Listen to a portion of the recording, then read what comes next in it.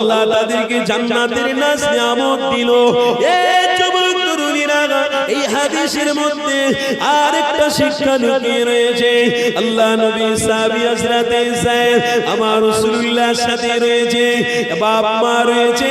আল্লাহ নবী সাহাবী হযরত যায়েদকে নিতে এসেছে।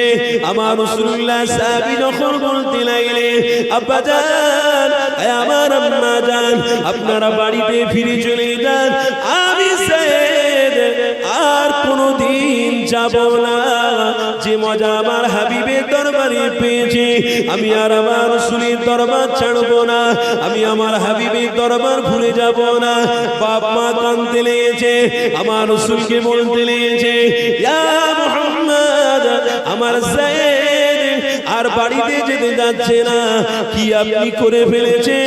এই সময়তে আমার নবী পাক হযরত যায়েদের হাতটা ধরে নিয়ে মক্কা জমিনে চলে গেলেন। মক্কা জমিনে হাতিমে কাবার সামনে হযরত যায়েদকে দাঁড় করিয়ে রেখেছে। হাজার হাজার মানুষেরা দাঁড়িয়ে রয়েছে। আল্লাহ নবী জাহানের সুলতান, আল্লাহ নবী জানাতে লাগলেন, এ মক্কার মানুষেরা, আমি আমার সাহাবী যায়েদকে আমি নিজে মুক্তি এবং আজাদ দিয়ে দিলাম। আমি আমার সাহাবীকে মুক্তি দিয়ে দিলাম, আজাদ করে দিলাম, গোলাম থেকে আজাদ করে দিলাম। আল্লাহ নবী সাহাবী হযরত যায়েদ শুনতে পেয়ে গেছে। হাজার হাজার মক্কার মানুষ দাঁড়িয়ে রয়েছে। ওই হাজার হাজার মানুষের সামনে আল্লাহ নবীর প্রেমিক সাহাবী হযরত যায়েদ দাঁড়িয়ে বলতে লেগেছে, এ মক্কার মানুষেরা, তোমরা মুহাম্মদ রাসূলকে চিনতে পারোনি। আমি 12 বছরের বাচ্চা, আমি রাসূলুল্লাহকে চিনতে পেরে গেছি।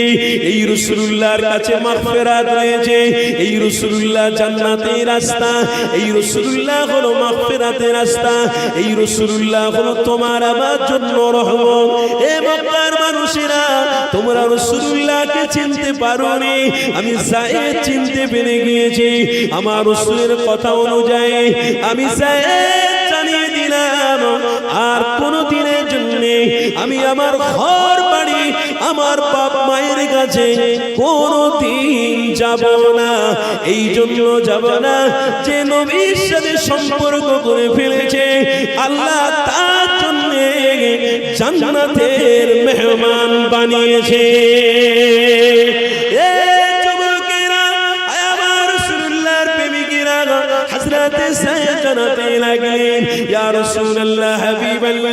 আমি আমার বাপ মায়ের কাছে যাব না, টোটাল আমার বাপ মা চলে যাক, আমি আমার আব্বা মায়ের কাছে কোনদিনের জন্য যাব না। আল্লাহ নবী সাহাবী যায়েদ বলতে লাগলেন, ইয়া রাসূলুল্লাহ, হাবিবাল্লাহ, যে নবী পেয়েছি এটা আমার জন্য কপাল, যে রাসূল পেয়েছি এটা আমার জন্য তকদীর। ইয়া রাসূলুল্লাহ, হাবিবাল্লাহ, আমি যায়েদ আপনার কদম থেকে সরে কোনদিন যাব না। আমার রাসূলুল্লাহ জানাতে লাগলেন, এ মক্কার মানুষেরা, আমার যায়েদ যখন আমার কাছ থেকে যাবে না, তখন আমি রাসূলুল্লাহ জানিয়ে দিলাম, এই যায়েদ আমার কলিজার টুকরা সন্তান হিসেবে বানিয়ে নিলাম। আরো জোরে বলুন নারে তাকবীর। এটাকেই বলে তাকওয়া, এটাকেই বলে। আমরা ইমানদারের ঘরে জন্ম হয়েছি, আমরা ইমানদার হিসেবে থাকবো, ঈমান নিয়ে জান্নাতে যাব। বলুন ইনশাআল্লাহ, জোরে বলুন ইনশাআল্লাহ। তাহলে ইমানদার হিসেবে এই সমস্ত কর্মকাণ্ড আমাদের অন্তরে থাকবে না? থাকবে না। বেদিনদের কর্মকাণ্ড আমাদের মধ্যে থাকবে নাকি? থাকবে নাকি? একদম মজবুত হন। ভাগড় আপনারা রাধানগরের মানুষ, মজবুতির সঙ্গে থাকবেন। বলে গেলাম তাকওয়াওয়ালা ঈমান নিয়ে আমরা মরতে চাই, এলি তেলি নয়। আমরা হলাম রাসূলের উম্মত। জোরে বলুন সুবহানাল্লাহ। আল্লাহ আমাদেরকে কবুল করে নেন, বলুন আল্লাহুম্মা। যাক, দেখতে দেখতে তো সময় তো এগিয়ে চলে যাচ্ছে। সময় তো কারোর জন্য দাঁড়াবে না। আগের বছরে একটুখানি কালেকশন করেছিলাম, এই বছরে মাশাআল্লাহ কমিটির সাহেবাদের একটু অনুরোধে আপনাদের কাছে একটুখানি বলবো পয়সার কথা। কি গো, আপনারা সকলে রাজি আছেন তো? মাশাআল্লাহ হুজুর এসেছেন, একটু তাকবীর দেন, নারে তাকবীর। সিলসিলায়ে হক মুজাদ্দিদে জামান, দাদা পীরের হক সিলসিলা, औलादे मुजद्दिदे জামান, औलादे मुजद्दिदे জামান, মাসলাকে মুজদ্দিদে জামান, মাসলাকে আবু বকর সিদ্দিকী। নারে তাকবীর, আলহামদুলিল্লাহ। একটা কথা এখানে বলে দিই, আপনারা শুনে নেন। দাদা হুজুরের আওলাদকে যারা সম্মান করবে, ভালোবাসবে, তেনারা দাদা হুজুরকেই ভালোবাসবে। ঠিক না ভুল বলছি? দাদা হুজুরের আওলাদকে যারা ভালোবাসতে পারে না, তারা দাদা হুজুরকে ভালোবাসতে পারে না। অনুরোধ করছি, দাদা হুজুর পীর কেবলার আওলাদ আমাদের জন্য একটা নেয়ামত, সম্পদ। বলুন আলহামদুলিল্লাহ। আল্লাহর নবীর সন্তান বেঁচে নেই, খাজা হুজুরের সন্তান দুনিয়াতে নেই, সুলতানুল হিন্দ গরিবে নওয়াজের সন্তান নেই, নিজামউদ্দিন আউলিয়া হুজুরের সন্তান নেই, কুতুবউদ্দিন বখতিয়ার কাকি হুজুরের সন্তান নেই, হারে বারেশাহ রহমাতুল্লাহ আলাইহি হুজুরের সন্তান নেই। দাদা হুজুরের আওলাদরা দুনিয়ার জমিনে বেঁচে আছে। পশ্চিম বাংলার মানুষ আমরা ইসলামকে পেয়েছি দাদা হুজুরের ওসিলায়, আর তিনার আওলাদরা আছে মানে আমার পূর্বপুরুষরা দাদা হুজুরের হাত ধরেছিলেন, আর তিনার আওলাদদেরকে আমরা পেয়েছি, তেনারে হাত ধরছি। দোয়া করি আল্লাহ আমাদের সন্তানদেরকে বাঁচিয়ে রাখুন। দাদা হুজুরের দাদা হুজুরের চতুর্থ প্রজন্মর পরে পঞ্চম প্রজন্মের সাথে আমার পরের জেনারেশনে যেন হাতে হাত লেগিয়ে মুসাফা করতে পারে। জোরে বলুন আল্লাহুম্মা আমিন। দোয়া করবেন, জোরে বলুন আল্লাহুম্মা আমিন। তার মানে আল্লাহ এটা দেখছে যে আমার ওলি বান্দাদের সাথে সম্পর্ক এরা রেখেছে। পশ্চিম বাংলার মানুষ তাই শক্তি রয়েছে, ইমানি পাওয়ার রয়েছে একটাই কারণে, এই পশ্চিম বাংলার মাটি আল্লাহর ওলিদের ঘাঁটি। পশ্চিম বাংলা সম্মানের সাথে মাথা উঁচু করে আজও রয়েছে কেন? একটাই কারণে, এই পশ্চিম বাংলায় দাদা হুজুরের সাথে আমার 14 পুরুষদের সাথে সম্পর্ক ছিল। দাদা হুজুরের আওলাদকে আমরা আজকে পেয়েছি, দাদা হুজুরের আওলাদরা চলে যাবে, আমার আওলাদদের সাথে আবার নতুন আওলাদদের সম্পর্ক থাকবে। এইভাবে যত চলবে তত পশ্চিম বাংলায় আল্লাহর ওলিদের হাত ধরা হবে, দাদা হুজুরের রক্তকে সম্মান করা হবে, মানে ইনশাআল্লাহ আল্লাহর রহমত এবং বরকত এই পশ্চিম বাংলায় জারি থেকে যাবে। আল্লাহ আমাদেরকে কবুল করে নেন, বলুন আল্লাহুম্মা আমিন। আমার বাপ ভাইরা, তাহলে একটু আপনাদের কাছে আবদার করব। কিসের জন্য? আমি লিখিব চিঠি দেব তোমার, পাখি পৌঁছে দিও রোজায়। বলুন না সুবহানাল্লাহ। আমি লিখিব চিঠি দেব তোমার, পাখি পৌঁছে দিও রোজায়। আমি থাকব বসে এই আশা, চিঠির উত্তর আসবে আমার গায়ে। বলুন না সুবহানাল্লাহ।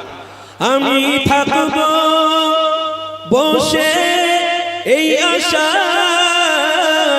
চিঠির উত্তর আসবে আমার গায়ে। আমি লিখিব চিঠি দেব তোমার, পাখি পৌঁছে দিও রোজায়। আমি লিখিব চিঠি দেব তোমার, পাখি পৌঁছে দিও রোজায়। কবে আসবে মদিনার পেগাম, গায়ে বাঁধব হাজিদের ইহরাম। বলুন না সুবহানাল্লাহ, জোরে বলুন আল্লাহুম্মা আমিন।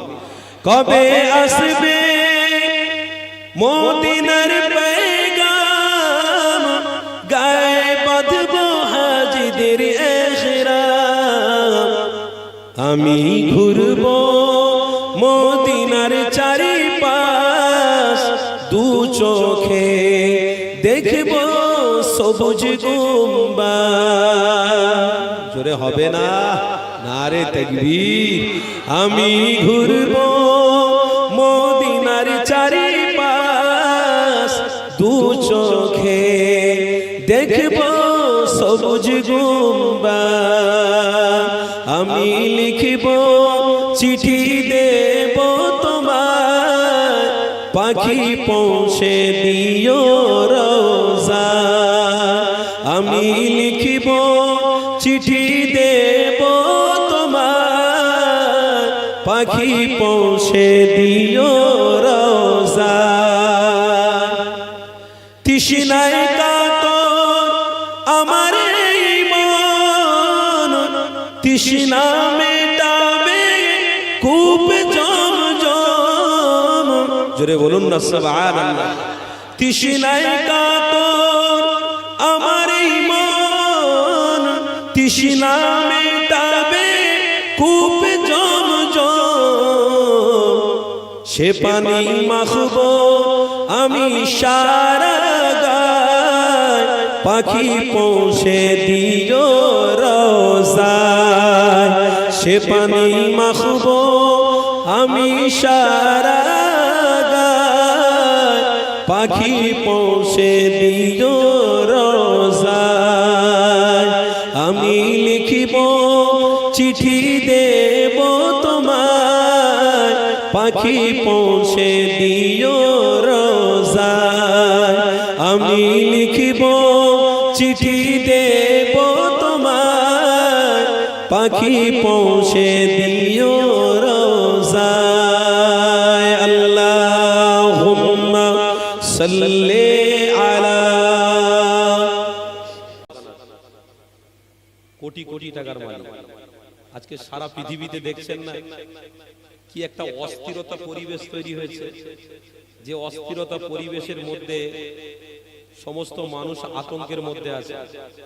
আজকের আমরা নিজেরাই উপলব্ধি করতে পারছি, আমাদের আল্লাহর ঘর, মসজিদ, কবরস্থান, ঈদগাহ, ওয়াকফ সম্পত্তি সব বলছে তাদের, তারা নিয়ে নেবে। দেখুন আমার বাপ ভাইরা, কেউ পৃথিবীর জমিনে মায়ের গর্ভ থেকে নিয়ে আসেনি আর নিয়েও যাবে না। সব কিছু আল্লাহু লা ইলাহা ইল্লা হুয়াল হাইয়ুল কাইয়্যুম, তিনি হলেন মালিক, এসবের মালিক তিনি।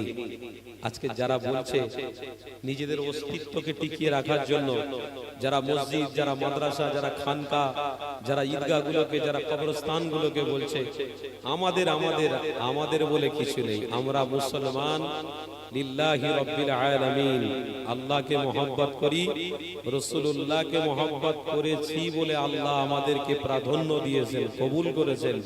তাই প্রত্যেকটা বান্দা যদি এই রাস্তাকে মজবুত করে ধরে রেখে মরতে পারে, আমরা গরিব কিচ্ছুর দরকার নেই, মৃত্যুর পরে কবরটা আমাদের জন্য জান্নাতের বিছানা হয়ে যাবে। তাই এটা আমাদের কৃষ্টি কালচার, এগুলো আমাদের করতে হবে বাপ, এগুলো থেকে আমাদের দূরে সরলে হবে না।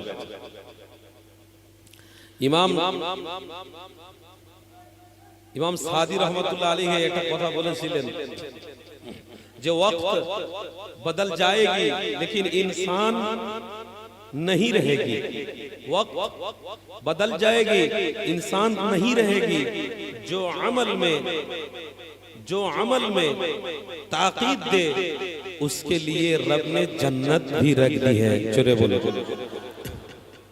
ইমাম সাদি রহমতুল্লাহ আলাইহি খুব মূল্যবান কথা বলেছিলেন। তো ওয়াক্ত বদলে যাবে, মানুষ চলে যাবে, কিন্তু যে রাস্তা আপনারা ধরে রেখেছেন এই রাস্তাগুলোকে মজবুত করে ধরে রাখেন। এই রাস্তা, এই পথটাই হলো আল্লাহর জান্নাতের রাস্তা। জোরে বলে আল্লাহ আমাদেরকে ঠিক কবুল করেছে বাপ। সেই জন্য বলছি আজ রমজান মাসে আমরা মাহফিল পেয়েছি, আল্লাহ আমাদেরকে কবুল করেছে। কি গো, ভালো লাগছে না লাগছে? এই মাহফিলে বসে ভালো লাগছে না লাগছে? এটা মুমিনদের মাহফিল, ইমানদারদের মাহফিল, এটা রাসূলের প্রেমিকদের মাহফিল, এটা আশিকদের মাহফিল, এটা ইশকের মাহফিল, এটা ইবাদত, ইবাদতের জোশ, ইবাদতের মগজের মাহফিল। এই মাহফিল আমাদের বাচ্চারা সব করে গেছে, আমরা করছি। আল্লাহ আমাদেরকে কবুল করে নেন, বলুন আল্লাহুম্মা আমিন। দরুদ শরীফ আল্লাহুম্মা সাল্লি আলা সাইয়্যিদিনা মাওলানা মুহাম্মদ ওয়া আলা আলিহি सैयदना मौलाना मुहम्मद।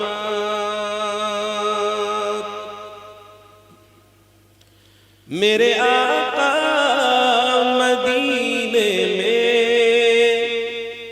मुझे भी अब बुला लीजिए। मेरे आका मदीने में मुझे भी अब बुला लीजिए। तरसती है मेरी आंखें, तरसती है मेरी आंखें, रोज़ा दिखा दीजिए। जोरे होबे ना सुभान अल्लाह, तो मोहब्बत होबे ना सुभान अल्लाह। मेरे आका मदीने में मुझे भी अब बुला लीजिए। मेरे आका मदीने में मुझे भी अब बुला लीजिए। बोलो अल्लाहुम्मा आमीन। महकती है और आगे जिनसे आका आप है गुजरे। महकती है और आगे जिनसे आका आप है गुजरे। मुझे भी उन गली की मुझे भी उन गली की चौक में रहने की जगह दीजिए। बोलून अल्लाहुम्मा आमीन, जोरे बोलून अल्लाहुम्मा आमीन। सदकाए नबवी दोनों जहाने सुल्तानेर ওলি গলিতে ঘুরে ঘুরে যদি মওত হয়ে যায় তো নবী রাসূল আল্লাহ না জানি আমাদেরকে জান্নাতের মেহমান বানিয়ে নিতে পারে। मेरे आका मदीने में मुझे भी अब बुला लीजिए। मेरे आका मदीने में मुझे भी अब बुला लीजिए। अल्लाह सल्ले अला सय्यदिना मौलाना मुहम्मद व अला आले सय्यदिना।